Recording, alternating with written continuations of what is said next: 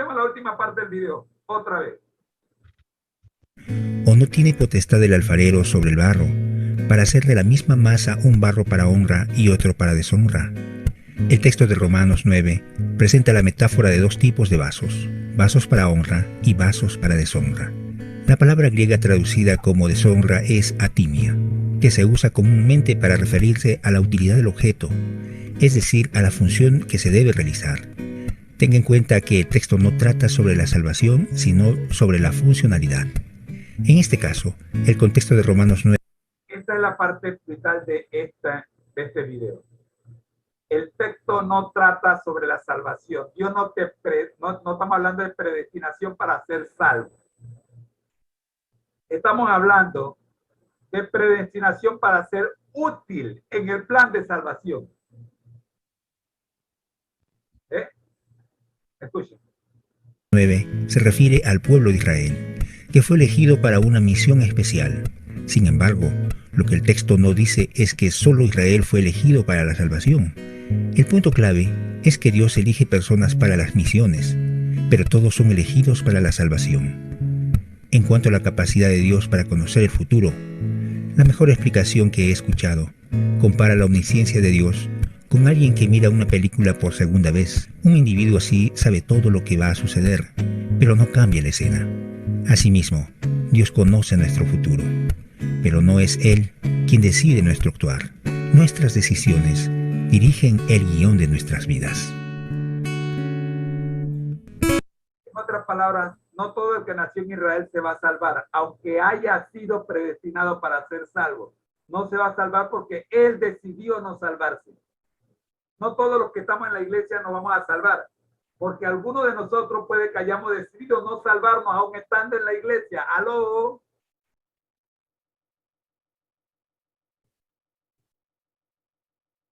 ¿Se entiende? Sí, ese es el punto, yo creo. Si cuando ustedes llegan al cielo no encuentran al hermano Moreno, no culpen a Dios. El hermano Moreno decidió a última hora que él no quería ser salvo. Pero si cuando llegan al cielo ustedes se encuentran al hermano Moreno, denle gloria a Dios, que a pesar de lo que el hermano Moreno era, Dios lo salvó. Y el que no quiere vivir a lo mío, bueno, yo lo siento por él.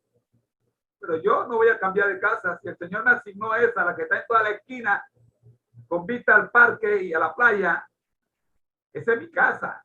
Y si tú no quieres dar lo mío, búscate otra. Vamos. ¿Sabían ustedes que hay gente que no va a llegar al cielo porque no han aprendido a vivir con su vecino aquí en la tierra y su vecino se iba para el cielo?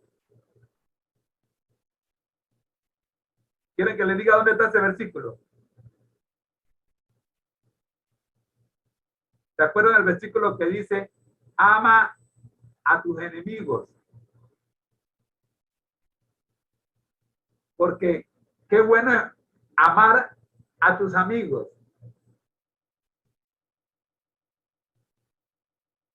Con amando a tus amigos no haces nada. ¿Cuándo es que tiene realmente valor tu amor?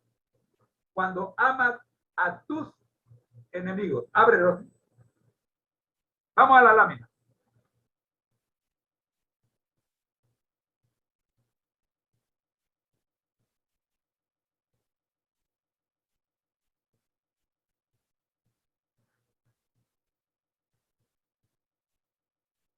Yo te di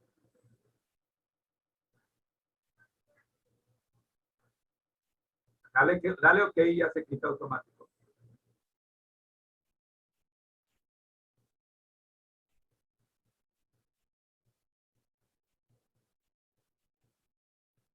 Ok. Esta. Ana Magali. Ajá. ¿Qué usted? Ok. Espérese que no veo aquí. Hay algo que no veo.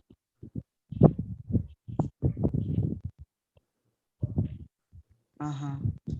Ahora vamos a tratar de entender qué es lo que Dios busca con su trato exquisito hacia el ser humano. No veo bien. Desde la eternidad y hasta la eternidad, el plan de Dios es que seamos parte de su familia celestial. La meta de nuestra predestinación es la filiación divina a través de Cristo.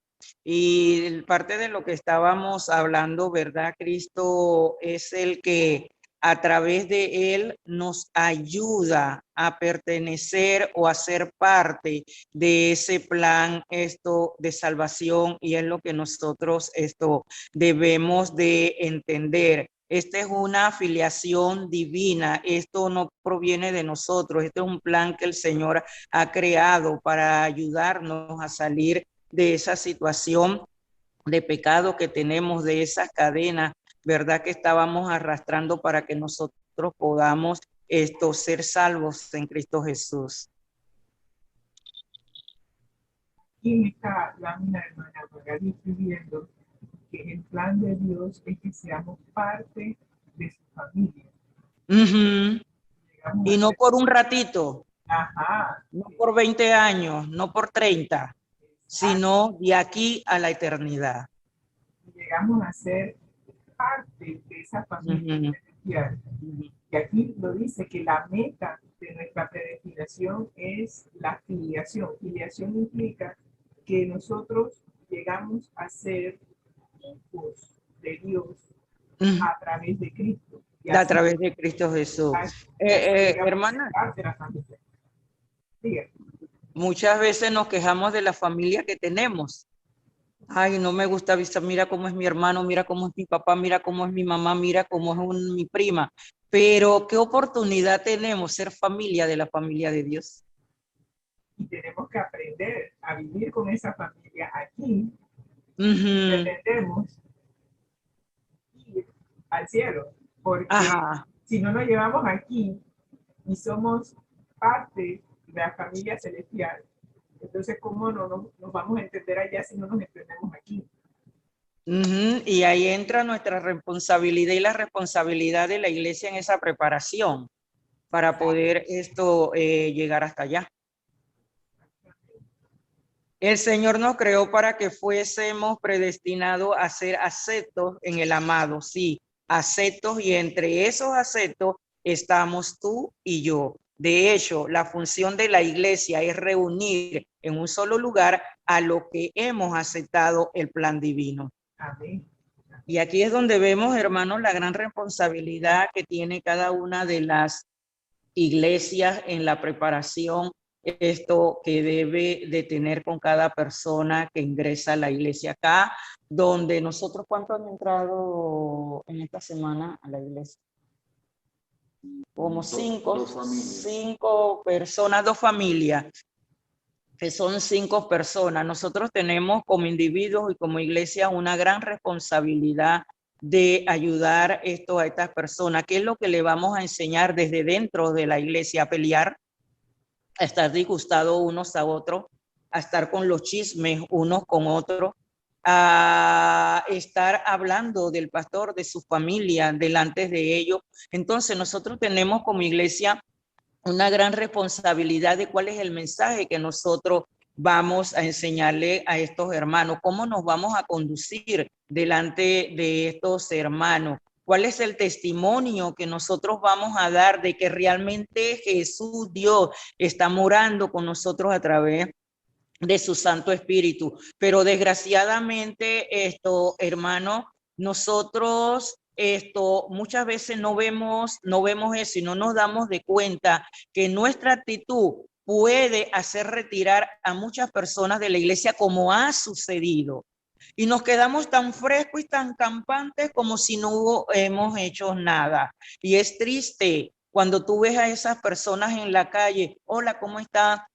Ay, hermana, mire, yo realmente me retiré de la iglesia por esto y esto, y tú te quedas con la boca abierta, como un hermano, como una hermana pudo actuar de esa manera. Hermana, yo realmente, bueno, pero como hemos hablado ya anteriormente, que todas las iglesias hubieran estudiado este libro así como lo estamos estudiando nosotros, para que nos diéramos cuenta realmente la gran responsabilidad que nosotros tenemos de ayudar a estas personas a que aprendamos a convivir juntos para poder convivir allá, porque es cierto, si aquí no nos podemos ver, nos vemos el pie y queremos vemos la cabeza para muchársela el otro, ¿cómo vamos a vivir así en el cielo? Ni siquiera vamos a llegar porque nadie con esos sentimientos va a poder estar allá, ¿verdad? Así que tanto la iglesia en conjunto como individualmente tenemos responsabilidad. ¿Qué voy a hacer yo con todo este conocimiento que he adquirido a través del estudio del deseado de toda la gente? A través de este libro como él nos ve, para cuando yo vaya a la iglesia, cómo debe ser mi actitud. Puede ser, tiene que ser igual que la demás hermanos, no. El Señor ha invertido tiempo, ha invertido recursos para que yo sea transformada, para que yo tenga un nuevo conocimiento, un mejor conocimiento o lo correcto de cómo debe ser mi comportamiento dentro de la iglesia y cómo yo puedo ayudar a mi iglesia de aquí en adelante con la instrucción que día a día el Señor nos ha dado a cada uno de nosotros. Amén, amén. Ya le puse Una parte curiosa en esta lámina que se presenta ahí. Perdón. Di, hermano. La lámina que está presentando. Ajá. La anterior. Voy. Mire lo que dice la lámina. La lámina dice, termina diciendo que de hecho la función de la iglesia es reunir en un solo lugar a los que hemos aceptado el plan divino. Pero no podemos estar en un solo lugar. ¿Sabe por qué? Porque a mí me gustan los que adoran a Dios con gritos como predico yo. ¿Por dónde voy? A mí me gustan los que adoran a Dios así. Parecido al pastor Peralta, que no se quedan tranquilos. Pero resulta que a la hermana Zafir le gusta la prédica del pastor Bullón, así como los que adoran como el pastor Bullón. Bueno, ustedes saben, hermano, que... Tranquilito. Pero al otro le gusta como predica el pastor Cruz, el pastor del gozo. Corre por el púlpito. Ahora bien, mientras nosotros tengamos esas características tan peculiares, tan particulares, no podremos reunirnos todos en un solo lugar. Yo no sé si me estoy explicando. Sí. Pero el problema no es la forma en que adoramos. El problema es que cada uno de nosotros cree que la forma en que adoramos es la correcta y que la forma en que los demás adoran no es correcta. Estaba diciendo el pastor Peralta esta mañana que todo el mundo critica que es difícil lidiar con nosotros las ovejas, porque una oveja quiere esto y la otra oveja quiere lo otro, y que si los pastores le siguen la corriente a las ovejas se vuelven locos porque no puede complacerlos a todos. A todos. Y hermano José, lo que está diciendo el hermano José, cierto, hermano. Yo estuve en una iglesia donde había un hermano, el hermano predicaba muy tranquilo, él se paraba en su lugar, en su púlpito, y el hermano de allí no se movía. Y usted sabía que hacía la cuñada del predicador ese. Ella le decía a la hermana, cuando ella veía el calendario, y este hermano estaba para predicar, ella no iba, porque no le gustaba cómo él predicaba. Pero no era que el hermano, era que el hermano no gritaba, el hermano era tranquilito ahí y él daba su mensaje, tranquilo, y la cuñada no iba. Y hubo un día que ella, yo no sé cómo no se dio cuenta que le tocaba predicar a él, y cuando ella se dio cuenta de que al cuñado le tocaba predicar, ella le dice al hermano, y que ¿por qué tú no me dijiste que él era el que iba a predicar para no venir? Ay, Dios mío. Así, hermana, en esa situación tan penosa, hemos llegado nosotros lo que decimos que creemos en el Señor. Eso implica... Me ocurrió en una vigilia. Sí, yo recuerdo, pero entonces eso indica que todavía estamos en la carne, porque si hacemos eso con las naturalezas, realmente cuando tú estás en el espíritu, estas diferencias ya no existen, realmente hablando, si nos ponemos a ver, porque lo que nos vamos a concentrar es en el mensaje que Dios tiene para nosotros. Ahora, amén, amén. Ahora, Rosita, mírame por la televisión. Los miembros de este grupo, Rosita me está mirando por acá por la puerta. Ahora, los miembros de este grupo, los que hemos llegado ya al capítulo 51 del deseo de toda la gente, tenemos una ventaja. ¿Cierto? Sabemos que hay tres naturalezas, no dos, tres. Y como sabemos que hay tres naturalezas, identificamos la naturaleza del que está a nuestro lado y sabemos cómo tratarlo. Usted sabe que el que está a su lado es un hombre natural, o sea, no está bautizado. Usted sabe cómo tratarlo y espera a ver que venga lo que sea, porque él recientemente está aprendiendo de Dios. Pero si usted sabe que está a su lado es un recién bautizado, usted sabe que, como dice Pablo, él todavía está en pañales. Y usted espera que él pues, tenga sus días buenos y sus días malos y que lo manifieste en la iglesia. Y un día se para y le dice a los hermanos, bueno, hermano, 3, 4 barbaridades, pero absórbala porque él es nuevo. ¿Cómo decir? Nos pasó una vez que una hermana se paró y como era una hermana relativamente, tenía apenas 3 años de estar en la iglesia. La hermana dijo que en esta iglesia no siempre se hace lo que está escrito, sino que se hace también lo que la iglesia decide, no importa si está escrito o no. Y esa era una barrabasada, pero se la podemos aceptar porque él, aunque era dirigente, era una hermana de menos de 3, 4 años en la iglesia. Todavía no ha aprendido. A mí me tomó 25 años aprender un pocotón de cosas de la iglesia. Yo jugaba billar, estando en la iglesia, yo jugaba billar 3, 4 horas diarias o más. Y estaba apurado que terminara el sábado para brincar billar. Así que yo sé lo que le estoy hablando. El crecimiento espiritual nos ayuda a entender cómo tratar a los que están en derredor nuestro. Cuando tú ves a un predicador que dice 3, 4 barbaridades, modernicismo, sí, predicadores modernos, porque ya se puede bailar en el púlpito. Cuando usted ve estos predicadores modernos, no se preocupe. No permita que esa cosa lo desvíen de la predicación. Un predicador que se sienta a predicar, oye hermano, los conservadores matarían a un predicador que predique sentado. Yo pensé que iban a hacer eso con el pastor Perato hace unos días. Yo, ay, Dios mío. A mí me bajamos del púlpito porque subí sin corbata. Ay. Y a mí porque subí sin media. ¿Sin media, hermana? Señora. Y a mí primera vez que escucho. Lo de la corbata lo he escuchado, pero las medias no. Hermana, a mí me apagaron el micrófono a las 12 en punto. Literalmente. Literalmente hablando. Yo tuve que terminar la prédica media hora más sin micrófono.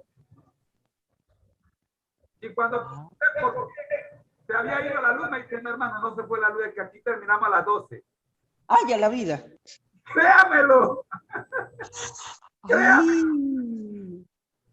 Y yo empecé a predicar a las 11:45 y mi sermón duraba 45 minutos y me lo redujeron a 15. No me dio la gana, yo seguí predicando. Ay. En mi iglesia, yo, hermanas que apenas daban las 12, se paraban y se iban. No importa quién estuviera predicando. Ya redujeron el culto, media hora nada más.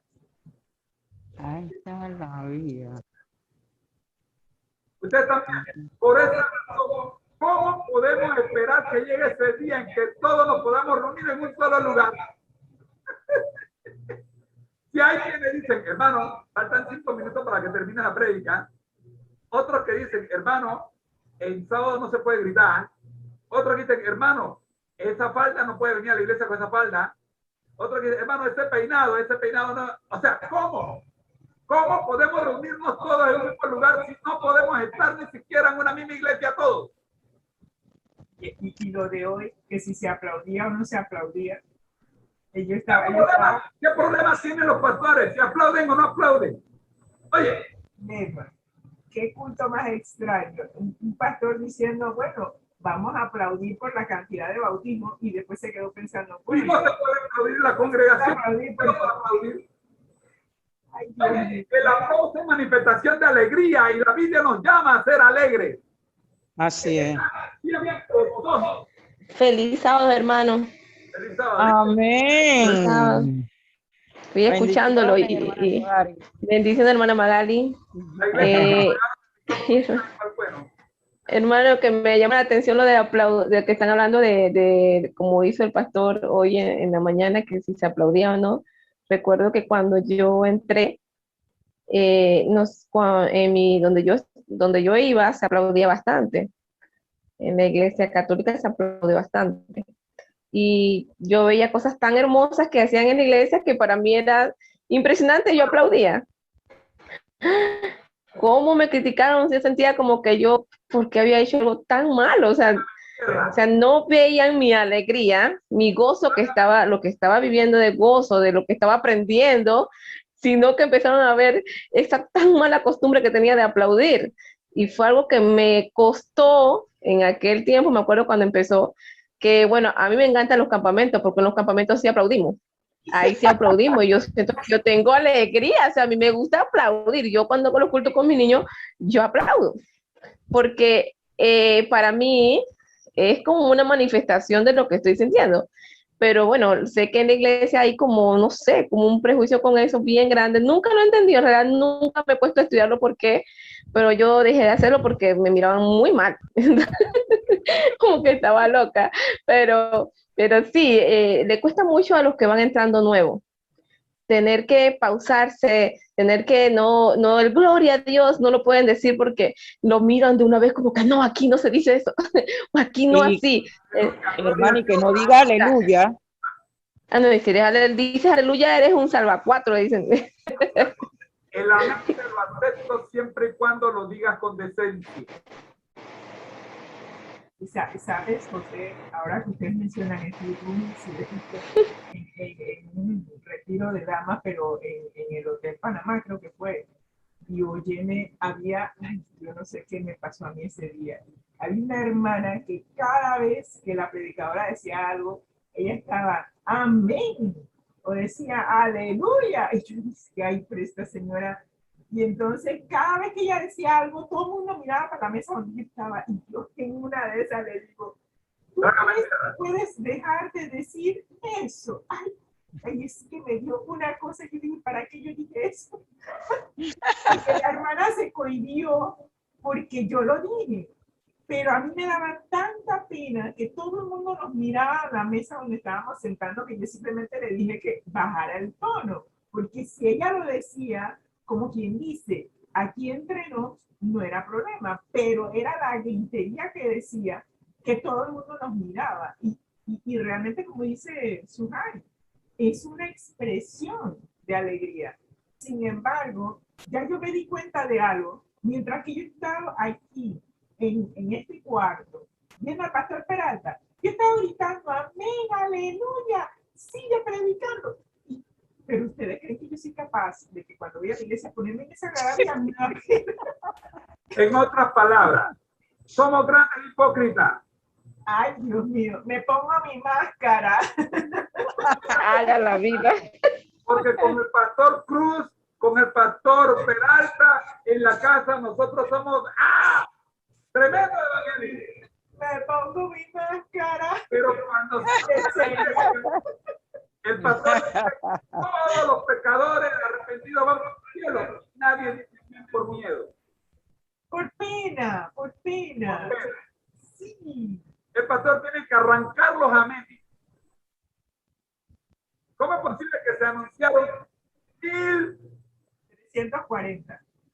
340 bautismos y no se podía aplaudir. No entiendo. Y todavía sigue, porque se bautizaron 2 más allí, pero hay que ver cuántos bautismos más hubo a nivel nacional. Pero lo que sucede en la época en la que estamos viviendo, en la situación en la que estamos viviendo, que en una semana se bauticen 30, es bastante. Ahora 1340. Es motivo para que tú aplaudas hasta con los pies, hermano Jiménez. Amén. Caravana de taxi. Amén, amén. Hasta Para la honra de la Señor. República.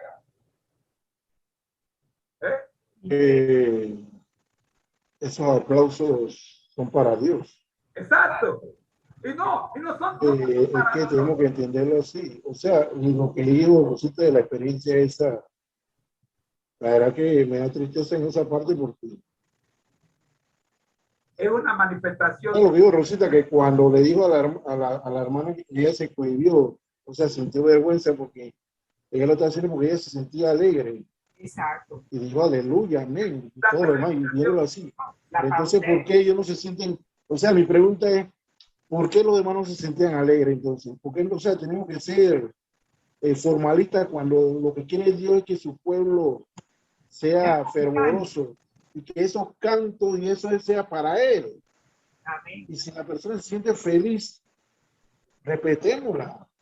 Exacto. Exactamente. Esa es mi forma de pensar, porque a veces yo pienso eso. Y hay gente que te dice cosas así. Oye, bueno, tú disculpa, pues. Pero yo no lo hice con la intención, lo hice con la intención de una enseñanza o de una felicidad que me siento.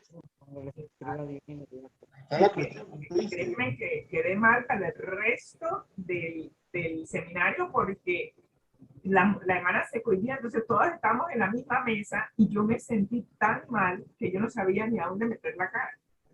Así que más nunca me invitaron porque para colmo yo era la invitada a la mesa. Entonces, Ay, a la vida. es que la embarré. Ese es en el tiempo en donde definitivamente cuando estás desconectado, estás desconectado. Y para mí era más importante el cómo nos estaban mirando que la expresión de alegría de la hermana. Y realmente, y para colmo, es una hermana que ella y yo nos conocemos de cuando teníamos 16 años, ahora estamos en los 60. O sea, es una persona que yo conozco y yo sé cómo es. Entonces, es que no entendí, no sé qué fue lo que me pasó ese día, pero una cosa sí aprendí y ahora lo entiendo. O sea, yo tengo que respetar la individualidad de las personas. Así es. Para estar imponiendo mis criterios sobre los demás. Y eso me enseñó una lección bien grande. Y estoy aprendiendo yo también a expresar lo que siento. Y como dice el pastor Peralta, es mi historia. Yo la voy a contar como el Espíritu Santo me impresiona contarla. Al que no le gusta, fine. Y al que le gusta, fine. Pero yo no puedo seguir amoldando mi conducta al que dirán. ¿Me explico? Porque ese es el problema. Uno se amolda, uno se pone la máscara y entonces, si estoy en la iglesia, voy a tener la apariencia de seria, de recatada, tiqui tiqui taca taca, comportarme, pero claro. Bien. Sí, pero el pastor Peralta también dijo algo, o sea, al panameño me hago panameño, ¿ok? O sea, yo tengo que también respetar la idiosincrasia de la sociedad en donde estoy, eso lo entiendo. Me hago yeye. Bueno, no para tanto. Pero sí, o sea, hay una, ¿cómo se dice la palabra? Tenemos que aprender a respetarnos los unos a los otros. Como dice el mismo libro, tenemos que la dignidad humana, esto es lo que estaba en el capítulo 7, que dice que lo más importante es el ser humano y que todos debemos aprender a tratar con dignidad al ser humano. Estoy en la página 181. Y ese es el problema, que yo quiero imponer mi criterio, mi manera de pensar a los demás. Y ahí es donde la embarro. Tengo que aprender a respetar. Y claro, a lo largo del estudio del deseado y y este libro, he aprendido, he madurado en ese aspecto. Pero oigan, si te hubiera vivido conmigo hace 20 años, Dios mío, yo no sé cómo marido me aguantó, ni yo misma me aguanto. Hermana, lo que se está hablando aquí es muy cierto porque es la historia de cada uno de nosotros y cada uno va a expresar de una manera diferente la alegría, la gratitud que uno siente por el Señor. En Peniel, cuando yo estaba, vi una hermana llamada Zoila.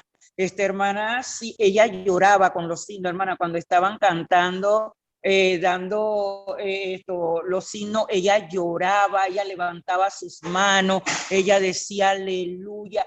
Hermana, como yo llegué nueva, yo me le quedaba mirando, pero era la alegría de esa señora, de esa hermana, era la alegría que ella expresaba.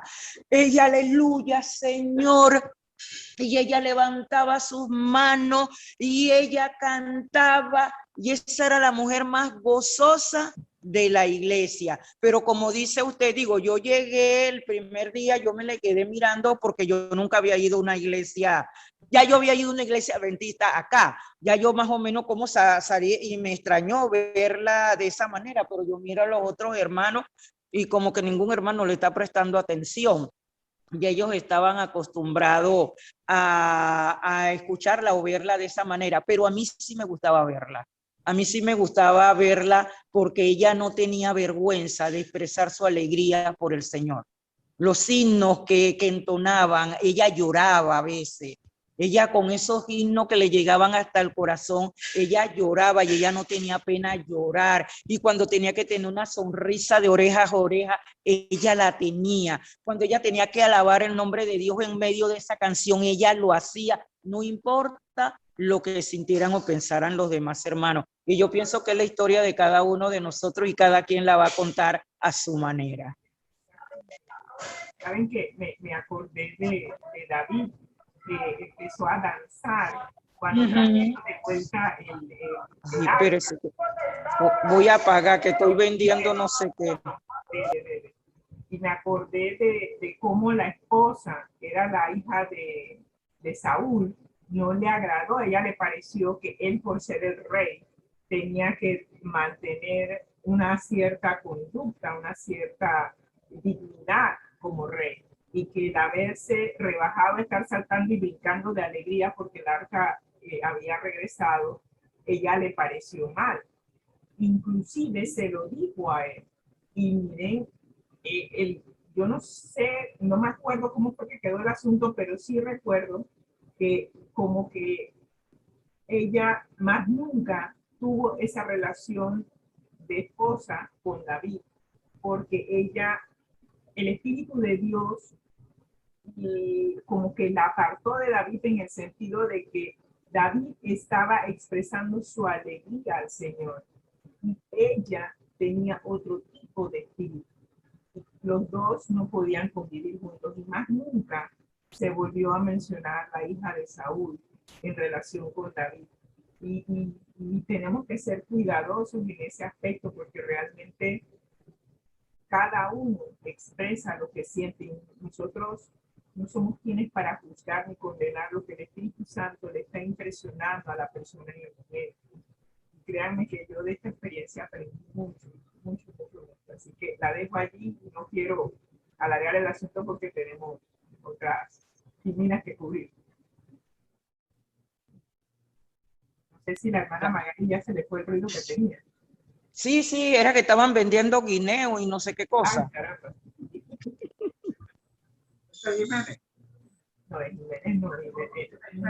No, un carro y yo vivo en toda la calle principal, así que por aquí pasan todos. De todas maneras. Así no tengo escapatoria.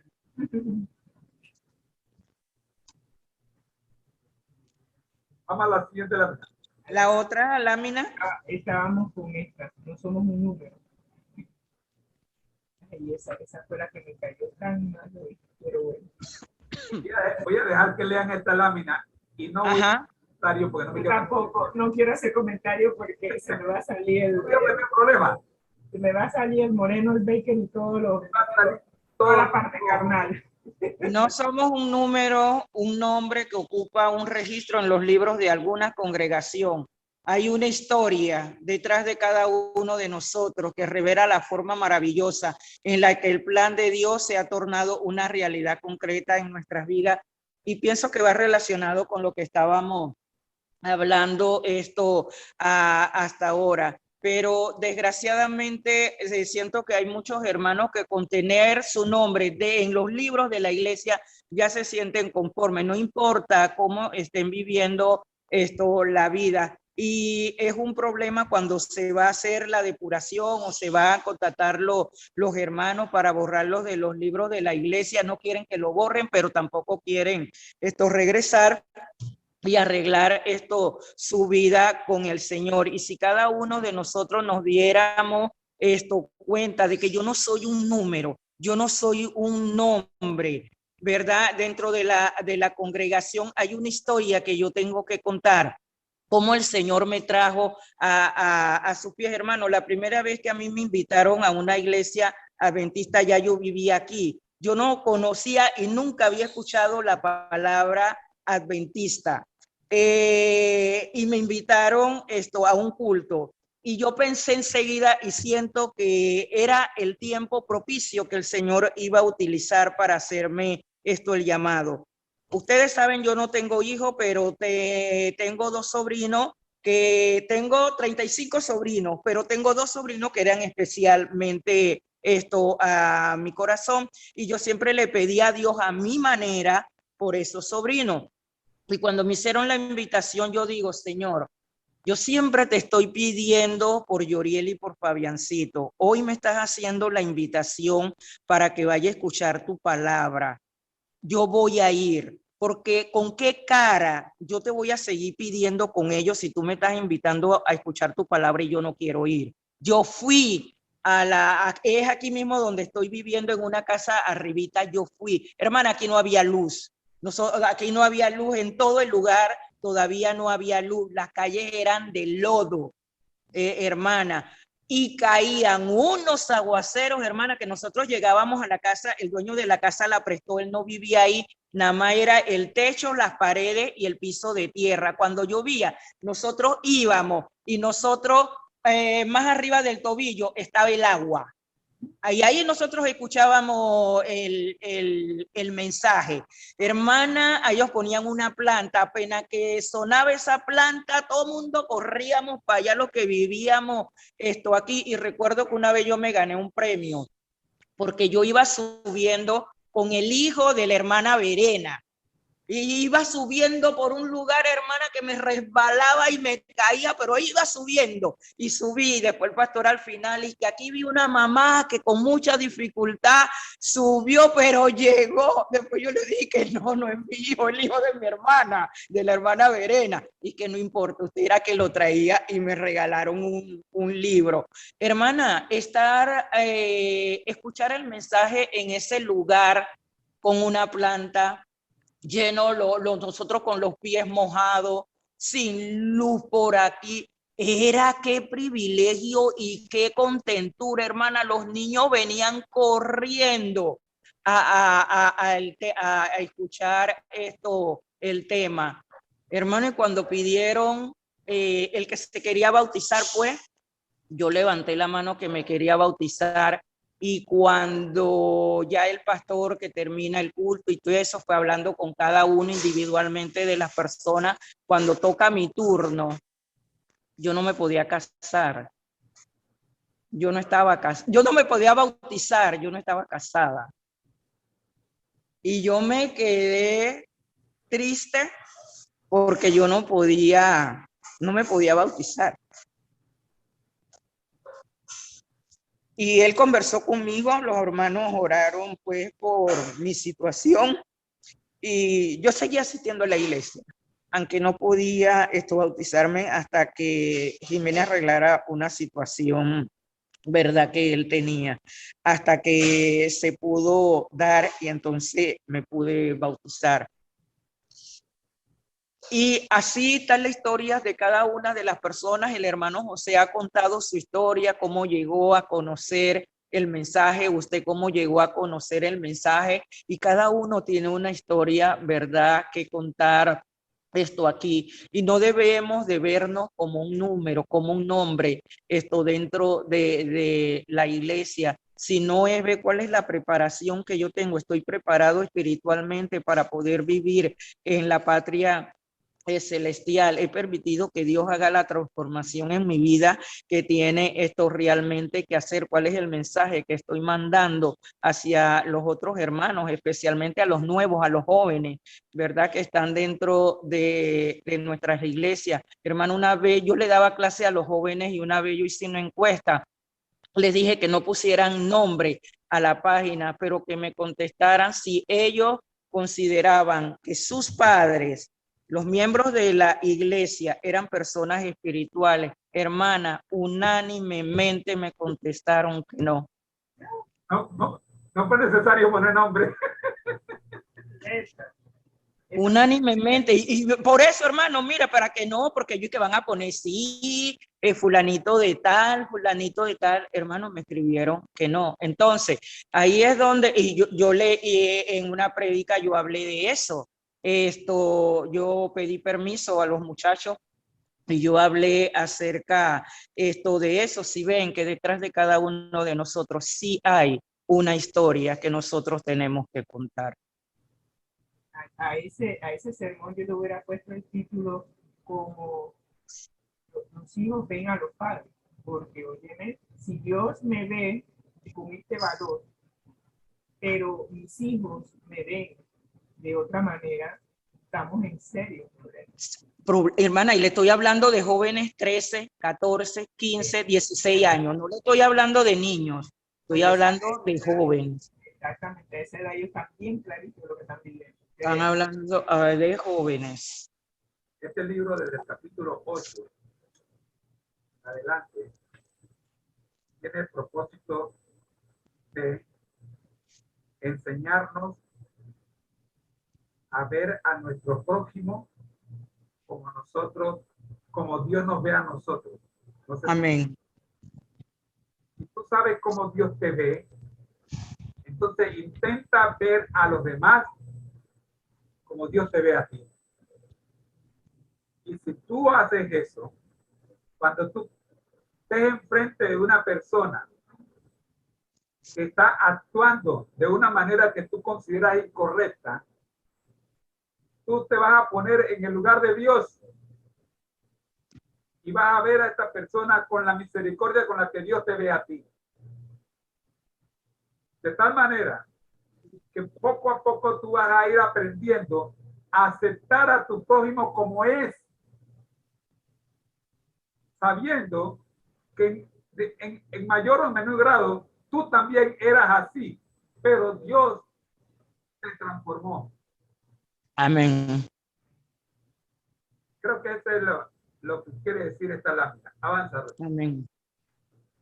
Todas esas historias se conjugan en la iglesia para que juntos sigamos haciendo que muchos más acepten esta maravillosa predestinación.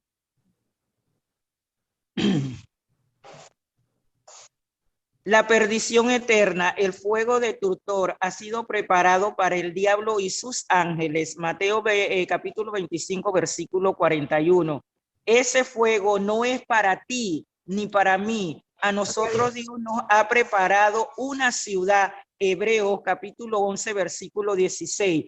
Y en esa ciudad pasaremos el resto de la eternidad. De hecho, de este mundo, lo único que irá a esa ciudad seremos nosotros, los seguidores del Cordero. Amén por eso.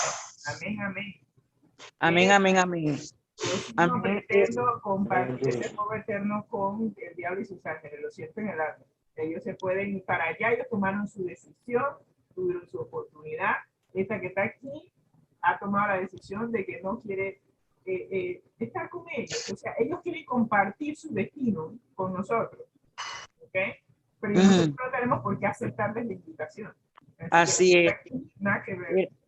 Hermana, hay algo que yo no entiendo, a veces nosotros los seres humanos, ok, estamos viviendo, Dios nos ha dado la oportunidad de vivir en este mundo con todo lo que hay, la vida es bonita y todo eso, pero qué privilegiados somos nosotros que podemos vivir esta vida bajo los parámetros del Señor, pero podemos vivir la vida eterna también.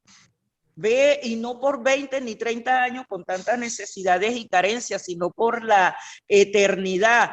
Pero el mayor esfuerzo que hacemos no es dar un paso cada vez más hacia la Canaán celestial, sino es como para quedarnos aquí, que no le veo sentido, y lo hablo muchas veces por mi misma persona.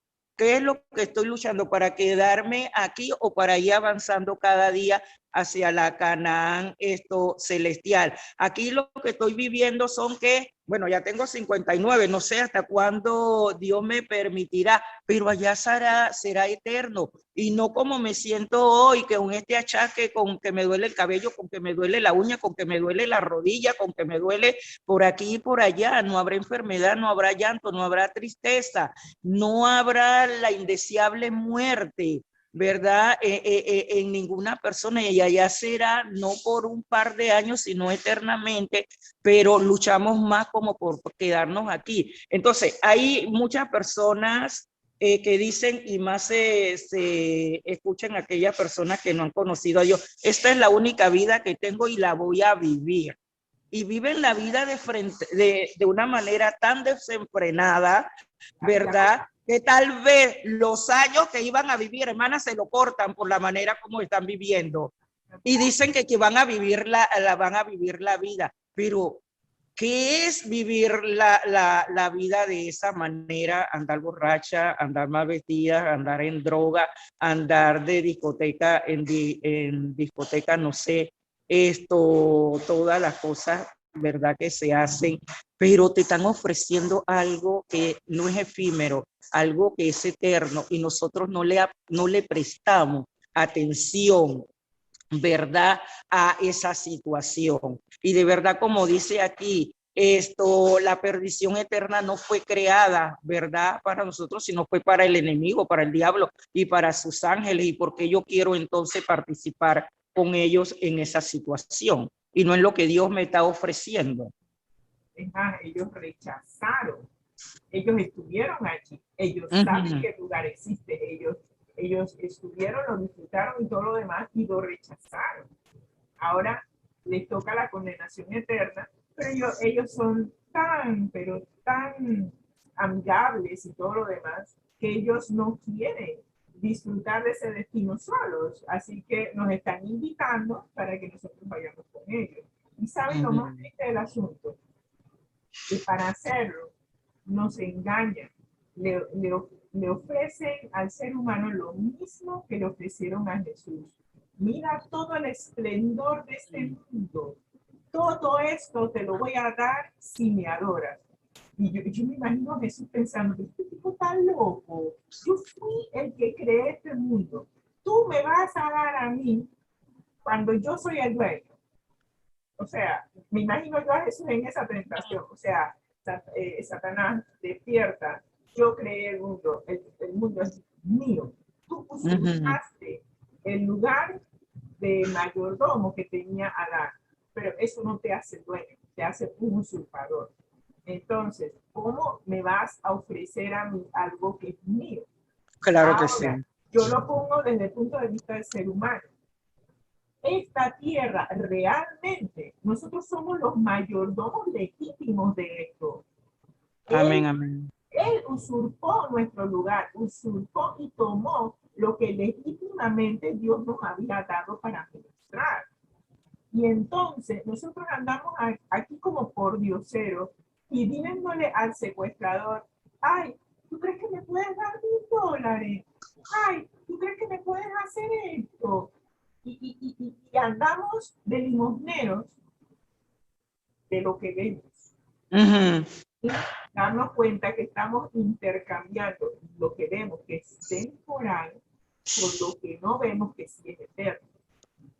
Y allí es en donde está el asunto. Mucha gente a mí me dice, no, lo he leído la Biblia y dice que sí que hay menciones de esa cosa, pero ¿y quién sabe si eso es verdad o es mentira? Así que yo prefiero disfrutar de aquello que veo que ir a esperanzarme a lo que no veo.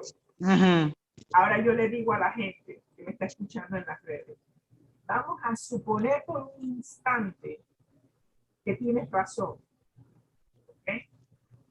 Si tú tienes razón, tú disfrutas de esta vida tranquilo, te moriste, cuando venga Jesús, tú vas a decir, bueno, yo disfruté de lo temporal. Pero vamos a decir que yo tengo razón. El Señor a mí me va a dar lo necesario para que yo tenga vida y la tenga en abundancia. No solamente aquí, voy a tener paz, voy a tener tranquilidad, voy a tener lo necesario, pero también voy a disfrutar de la eternidad. Amén. ¿Quién gana al final? Aquel que se aferró a pensar que soy simplemente un embajador, una embajadora aquí, pero que mi ciudadanía está en el cielo. Amén, amén. Simplemente eso en la cabeza. Entonces, todo lo que nos rodea, que es material, tú lo vas a tener como que sí, está bien tenerlo, pero no voy a cifrar mi esperanza eterna en aquello que va a ser quemado al final, aquello que es temporal. Me gustaría escuchar a Zafir. Yo no sé si la hermana Zafir está aquí. Sí, la hermana Zafir está y la hermana Lixi también, aunque se le cayó la señal. Eso mismo te voy a decir que yo he escuchado que alguien es pisado. Llega la señal también.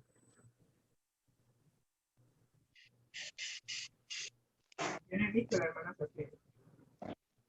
Ella me dijo que iba a entrar. Yo la vi entrar, pero ella jamás se hubiera quedado tan tranquila durante todo este tiempo. Por eso es que estoy pensando que no está. ¿Tú la viste? Sí, la tengo aquí. ¿La tienes allí? Sí. Lixi se le acaba de caer la señal. Es que Alicia estaba entrando y saliendo. Sí. Ay, Dios. Bien. Parece que está en modo avión. Está raro. Tuhari, quiero escucharte. Aquí estoy, pero también como que se entrecorta, no sé si es la señal. Escucho, va y viene, pero no me he salido, estoy escuchando. Avanzamos entonces. Siguiente lámina. Dios nos está preparando para que vivamos en esa ciudad. Amén, amén, amén. Pablo dice que Dios está obrando para que todos lleguemos a la medida de la estatura de plenitud de Cristo. Efesios capítulo 4, versículo 13. En Colosense afirma que la obra de la iglesia consiste en ir enseñando con toda sabiduría a todos los seres humanos para presentarlos a todos perfectos en él. Colosense capítulo 1, versículo 28. Qué bueno saber. Diga. Nueva versión internacional. Nueva versión internacional es la Biblia. Si nos damos cuenta, aquí utilizan la palabra todos, ¿verdad? Donde Pablo nos dice que Dios está obrando para que todos, no para un grupito, no porque eres de este país, no porque eres de esta clase social, sino que para todos, ¿verdad?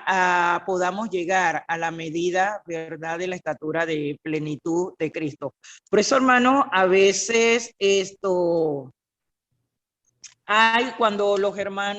cuando hay hermanas o hermanos que se sienten superior a otro, que se sienten que están en un estatus espiritual mejor que el de X personas, que el mío, que el de esta persona. Yo pregunto, ¿con quién te estás comparando? ¿Cuál es el modelo con el cual tú te estás comparando? ¿Conmigo o con Cristo Jesús? La comparación debe ser con Cristo Jesús. ¿Verdad? Porque así no hubieran tantas personas tan orgullosas que se sintieran superior a los demás, sino que estaríamos mirándonos a la luz de la vida de Jesús.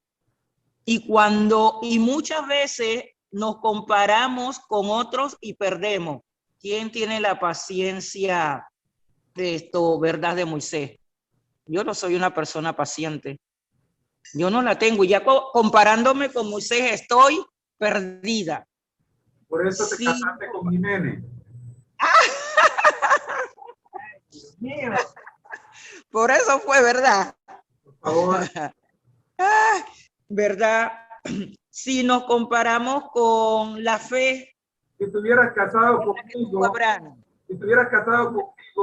la paciencia no se te hubiera desarrollado porque yo soy lo más bien mandado. Yo nunca saco de su cabale a nadie. No. Es cierto. ¿Verdad? Hermana, qué privilegio. Rosita se ganó un millón. ¿Estás hablando en serio? Tengo una paciencia conmigo. Ay, Dios mío. Sobra paciencia. Usted tiene lo que usted pidió y lo que necesitaba. Sí, ¿verdad? Sí, así es. Y Rosita, ¿verdad? Era lo que el Señor tenía preparado para mí, era lo que yo necesitaba. Puede ser que no era lo que quería, pero sí lo que necesitaba. Y eso es lo importante, que Dios siempre ha prometido darnos todo lo que nosotros necesitamos. Lo que tú necesitas. Sí, hermanos, si vemos esto aquí en Colosenses afirma que la obra de la iglesia consiste en ir enseñando con toda sabiduría a todos los seres humanos. Entonces, debemos de entender que la iglesia o nosotros debemos de estar preparados, pero no con una preparación que yo me he inventado o que yo he escuchado por ahí. Es la preparación que Dios va a hacer en mi vida, que va a hacer en mí. Es aprender a estudiar la palabra como es debido, sin ponerle y quitarle lo que yo creo. No es interpretando lo que yo pienso, lo que yo creo, sino realmente lo que la palabra de Dios dice allí. Y de esa manera, dirigida por el Espíritu Santo, vamos a hacer las cosas como es debido. ¿Cuántos, verdad, personas hay por ahí